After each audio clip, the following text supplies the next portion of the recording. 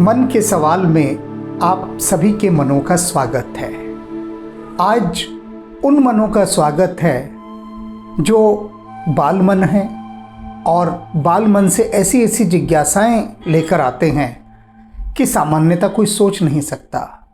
बाल मन से अभिप्राय बच्चों का। अब से पहले भी मन के सवाल में अनेक बच्चों ने अपने प्रश्न पूछे हैं और उनके प्रश्न इतने अधिक सरल होते हैं कि हम सोचते हैं कि अरे यहाँ तो हमारी दृष्टि ही नहीं गई। तो आज एक बच्चे ने सवाल पूछा है राजस्थान से, लेकिन सवाल उसकी माँ पूछ रही है उसके माध्यम से, क्योंकि ज़रूरी नहीं कि प्रत्येक बच्चा कैमरे को फेस कर सके और अपनी रिकॉर्डिंग के समय अपनी बात को उस रूप में कह सके। बच्चे कुछ शर्मीले होते हैं, कुछ कैमरे को बहुत अच्छे से सामने फेस करते हैं, और लेकिन यहाँ बहुत साधारण ग्रामीण परिवार का ये बच्चा है और उसकी माँ अपने बच्चे की बात को प्रस्तुत कर रही है। तो उनके जो मन का सवाल है वो सवाल सुनकर आपको भी लगेगा कि अरे ये कहीं ना कहीं हमारे भीतर उठता तो रहा होगा लेकिन आ नहीं पाया मुंह पर। ये सवाल ऐसा है।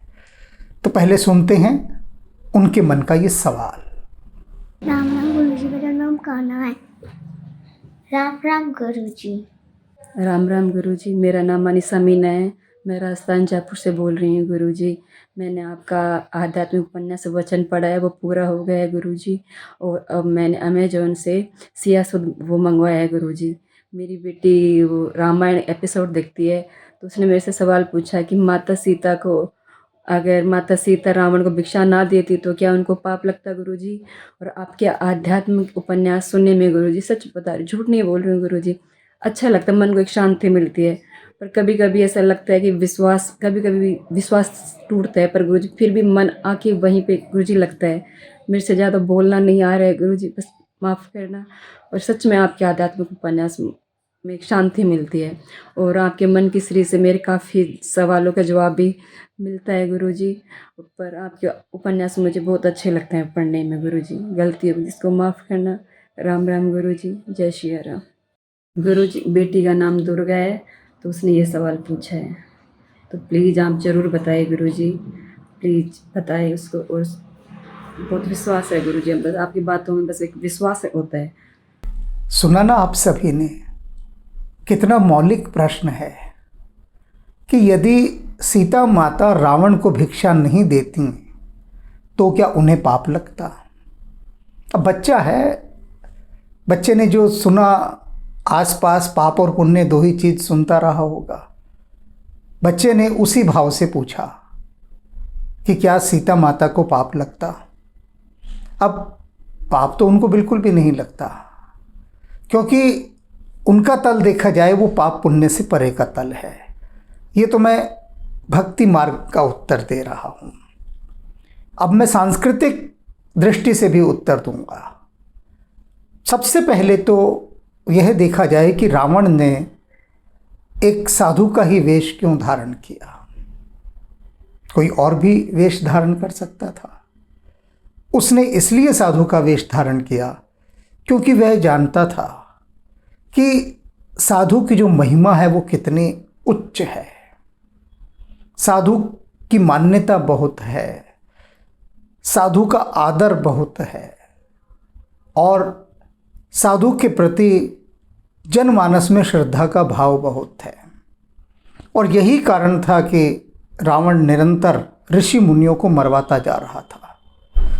उसके राक्षस इन सभी ऋषि मुनियों को खा रहे थे। क्यों खा रहे थे? रावण नहीं चाहता था कि ऋषि मुनियों का जो सम्मान है वह बना रहे। जब ऋषि मुनि ही नहीं रहेंगे तो पूरा संसार किसका सम्मान करेगा? रावण का। और इसीलिए रावण का यही एक अभियान निरंतर चलता रहा कि इस संसार से जो भी ऋषि मुनि है, ऋषि मुनि का अर्थात क्या, जो बुद्धिजीवी वर्ग है, वे जो चिंतक हैं, जो संसार के लिए, समाज के लिए, मनुष्यों के लिए चिंतन करते हैं और उनको अमृत निकाल कर देते हैं, ऐसा वर्ग, ये वर्ग ऋषि मुनि का, तो उन लोगों को चुन चुन कर रावण मार रहा था। अब वह जानता है कि यदि राक्षस के रूप में वह सीधा जाएगा तो उसकी बात नहीं बनेगी। तो रावण साधु का वेश धारण करके सीता जी के पास पहुंचता है। अब सीता जी की जो उस समय की स्थिति है उसे समझिए। लक्ष्मण जी को विवश होकर राम जी के उस स्वर को सुनकर जाना पड़ा। विवश होकर क्यों? क्योंकि सीता जी ने इतना धिक्कारा था और न जाने कैसी कैसी बातें कही थीं लक्ष्मण जी को। और लक्ष्मण जी क्या करते गए? राम जी ने कहा था कि सीता को अकेला नहीं छोड़ना है, कुछ भी हो जाए अकेला नहीं छोड़ना। अब ये जो कुछ भी हो रहा था इस समय सीता जी की तरफ से, वो लक्ष्मण के लिए सहन करने योग्य नहीं था। जाने से पहले लक्ष्मण ने एक सीमा रेखा निर्धारित की सीता जी के लिए और कहा कि इस सीमा रेखा से बाहर नहीं जाना, जिसे लक्ष्मण रेखा कहा गया, कि इसके भीतर ही भीतर रहना है। अब ये जो लक्ष्मण रेखा है, इस पर भी अनेक भक्तों ने प्रश्न किए कि ये क्या थी लक्ष्मण रेखा, क्योंकि जो लक्ष्मण रेखा की एक पूरी लाइन है ना, ये लाइन जो है बहुत समय से भक्तों को आंदोलित करती जा रही है कि क्या थी लक्ष्मण रेखा। तो इसको दो दृष्टियों से मैं समझाता हूँ।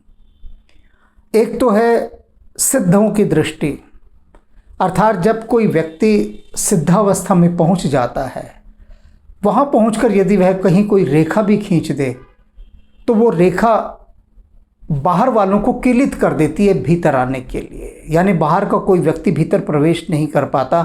उसमें इतनी शक्ति होती है, वह अभिमंत्रित रेखा होती है। अब इस रेखा को जो खींचने वाले लोग हैं, अब इस संसार में दुर्लभ हैं तो सही, और इतने दुर्लभ है कि उनको रेखा खींचने की कभी आवश्यकता ही नहीं होती, क्योंकि वे अपनी इन शक्तियों का इस्तेमाल नहीं करते। किंतु लक्ष्मण जी, उन्होंने विवश होकर उस शक्ति का उपयोग किया। ये एक मैं दूसरे दृष्टिकोण से उत्तर दे रहा हूँ, दो हैं अलग अलग पहलू, और एक सांसारिक दृष्टिकोण भी है, उससे भी दूंगा। तो अब जब वो लक्ष्मण रेखा खींच दी, रावण वहाँ पर आया और वो देखता है कि इसके भीतर यदि मैं गया तो फिर मेरा अहित होना ही होना है। और वह सीता जी को कहता है कि वे बाहर आएं और भिक्षा दें।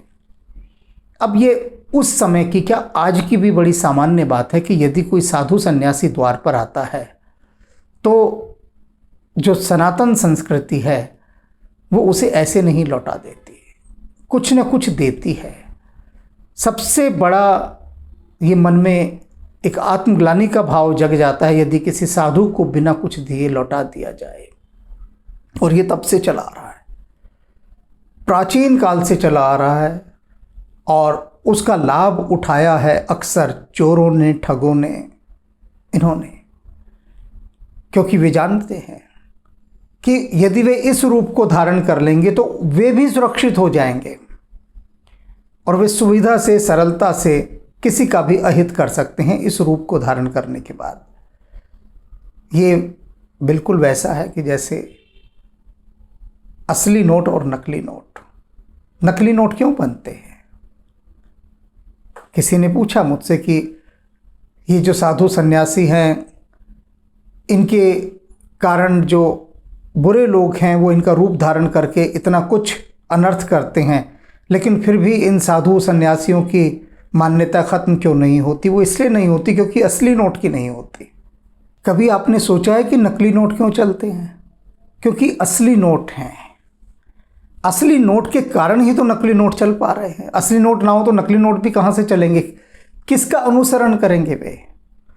तो असली लोग हैं, उन्हीं असली लोगों की आड़ में ये नकली लोग अपना काम करते हैं सारे के सारे। अब सीता जी उस भिक्षा को देने के लिए विवश थीं। क्यों विवश थी? क्योंकि संस्कार हैं। ये संस्कार की अतिथि देवो भव, और अतिथि में भी यदि साधु आ जाए तो अब बहुत सारी जिज्ञासा ये होती कि यदि सीता जी बाहर ही ना आती उस लक्ष्मण रेखा से तो वे सुरक्षित रहती और रावण का जो उद्देश्य था वो सफल नहीं हो पाता और रावण को ऐसे ही लौटकर चले जाना पड़ता। लेकिन रावण जानता था कि ऐसा हो ही नहीं सकता। रावण ने पूरी छानबीन कर रखी थी पहले। उसे पता था कि राम का चरित्र क्या है, सीता का चरित्र क्या है। वह जानता था कि यदि वह साधु के वेश में जाएगा तो उस पर किसी भी प्रकार का कोई संदेह नहीं किया जाएगा और ऐसा हो ही नहीं सकता कि सीता उसे भिक्षा ना दे। क्योंकि जब वह कहता है कि ठीक है मैं लौट जाता हूँ ऐसे ही, तब सीता को लगता है कि ये तो एक शुभ बात नहीं होगी कि उसके द्वार से कोई सन्यासी लौट जाए। और 14 वर्ष के उस काल में, वनवास काल में, जितने समय तक सीता जी राम जी के साथ थीं, जब तक रावण हरण कर नहीं ले गया था, तब तक ये उनकी दिनचर्या का एक अंग था कि आने जाने वाले विभिन्न साधु सन्यासियों को, यात्रियों को भी भोजन कराती थी अपनी रसोई में बनाकर, खुद बनाकर भोजन। अब ये सोचिए कि जो महाराज दशरथ की पुत्र वधू, शीर्ध्वज जनक की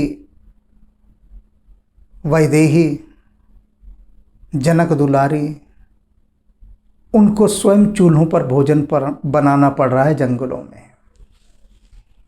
और जंगलों में कैसा भोजन होगा? जंगली भोजन ही तो होगा। कोई कल्पना भी नहीं कर सकता।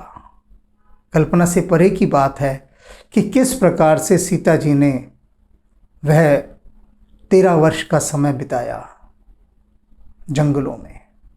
बड़ा कठोर जीवन था, बहुत कठोर जीवन। और सीता जी ने केवल संस्कारों की रक्षा की, मर्यादाओं की रक्षा की, और उसी रक्षा के अंतर्गत उन्होंने लक्ष्मण जी की बात नहीं मानी और उस लक्ष्मण रेखा को लांघ कर उन्होंने रावण को भिक्षा दी। और क्या किया रावण ने? भी जो रावण के भक्त हैं, मैं बारंबार कहता हूँ वो इन चीज़ों को बड़े ध्यान से सुना करें। एक ऐसा वर्ग है जो रावण को बड़ा गौरवान्वित करता है। सीता जी कहती हैं रावण से कि यदि तू वास्तव में वीर था तो तूने इस सूनेपन का लाभ उठाकर मेरा हरण क्यों किया? तू राम के सम्मुख क्यों नहीं आया? बता, तू अपने आप को वीर कहता है।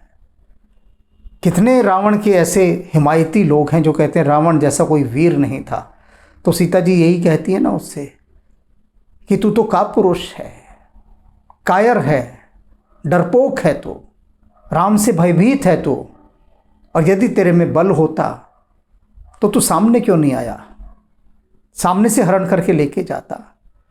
और ये जो रघुवंश नाथम की सीरीज़ मैं लिख रहा हूँ और हनुमान जी द्वारा लिखवाई जा रही है, तो हनुमान जी ने मुझे एक दिन कहा कि रावण हमेशा प्रभु श्री राम के सम्मुख आने से बचता रहा।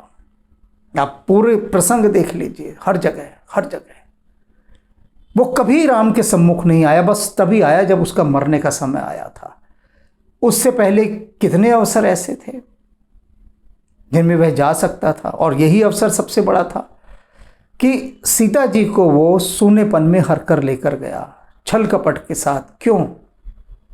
अगर इतना ही शूरवीर था, इतना ही उसे राक्षसी सेना का अपना अभिमान था, सब कुछ था, तो क्यों नहीं उसने एक वनवासी राजकुमार पर आक्रमण कर दिया? रावण यही कहता था कि राम क्या है, एक वनवासी राजकुमार है, मैं जब चाहूँ उसे मार सकता हूँ। तो बड़ी बड़ी डींगे हाँकी उसने, बहुत डींगे हाँक की, बड़े गाल बजाए अपने, लेकिन कभी भी राम के सम्मुख नहीं गया, कभी भी। तो रावण का चरित्र यदि जानना हो वास्तव में, क्योंकि अनेक भक्त ऐसे हैं जो कहते हैं कि रावण के संबंध में उनके हिमायती कई बात करते हैं, हमारे पास कोई उत्तर नहीं होता, तो उन्हीं उत्तरों के लिए हनुमान जी ने ये जो पूरी राम कथा लिखवाई है हमसे, उसको आप पढ़िए और आप आपके ज्ञान के चक्षु खुल जाएंगे, आप समर्थ हो जाएंगे उन लोगों को उत्तर देने में जो भगवान राम के प्रति शंका करते हैं, जो रावण की हिमायत करते हैं या राक्षसी संस्कृति के जो पक्षधर हैं। आपके पास उत्तर होना चाहिए देने के लिए, कहाँ से लाएंगे उत्तर? और ये प्रामाणिक उत्तर हनुमान जी ने दिलवाए हैं। इसलिए यदि अपनी चेतना का विकास करना है, एक अवसर है बहुत बड़ा अवसर, और बहुत सारे लोग इससे वंचित हो रहे हैं और बहुत सारे इस स्वर्णिम अवसर का लाभ उठाकर अपने जन्म को सफल कर रहे हैं।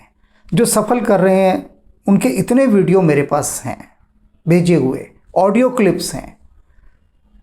मैं दिखाता नहीं यहाँ पर, उसकी आवश्यकता नहीं है, लेकिन अब एक नई सीरीज शुरू करने जा रहे हैं, देखते हैं क्या होती है। उसमें इनको दिखाया जाएगा कि जिनका जीवन रूपांतरित हुआ कैसे कैसे, क्योंकि इनमें हनुमान जी की ऊर्जा है इसलिए रूपांतरित हुआ। अभी सुना ना आपने ये इस बच्ची की माँ का, देखो कितनी सरलता से अपनी बात कह रही है, कोई लाग लपेट नहीं है, कोई आर्टिफिशियलिटी नहीं है, कितनी सरलता से इसने अपनी बात कही है। दोबारा सुन लीजिएगा। और ऐसे गांव की महिलाएं मैं देखता हूं कि ऐसी जगह से आते हैं, वो कहते हैं हम बस तीसरी चौथी कक्षा पढ़ी हैं, लेकिन उन्होंने मेरे सारे इन आध्यात्मिक उपन्यासों का अध्ययन कर लिया, धीरे धीरे करके। और जो बड़े बड़े विद्वान हैं, बुद्धिजीवी हैं, वो अहंकार के कारण इनका अध्ययन नहीं करते हैं।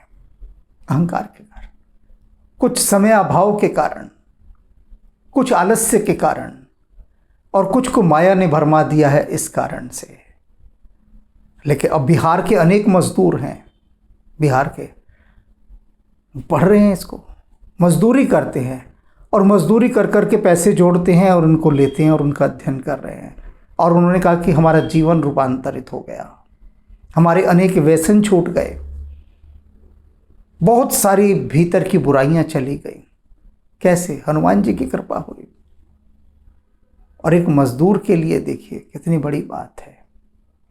तो इसलिए अब मैं खुलकर घोषणाएं करता हूं, पहले नहीं करता था, क्योंकि हनुमान जी ने अनुमति दे दी कि उनके लिए कहो जो प्यासे हैं, उनके लिए घोषणाएं करो जो अपनी छलांग लगने की बाट में बैठे हैं, इंतज़ार में बैठे हैं, प्रतीक्षा कर रहे हैं कि कोई ऐसा हमें जंपिंग बोर्ड मिल जाए जहाँ से हमारी छलांग लग जाए। तो ये जो हनुमान जी द्वारा लिखवाए जा रहे आध्यात्मिक उपन्यास नहीं, जंपिंग बोर्ड हैं, जिसे छलांग लगानी हो यहाँ से छलांग लगा सकता है। सबका स्वागत है। राम राम।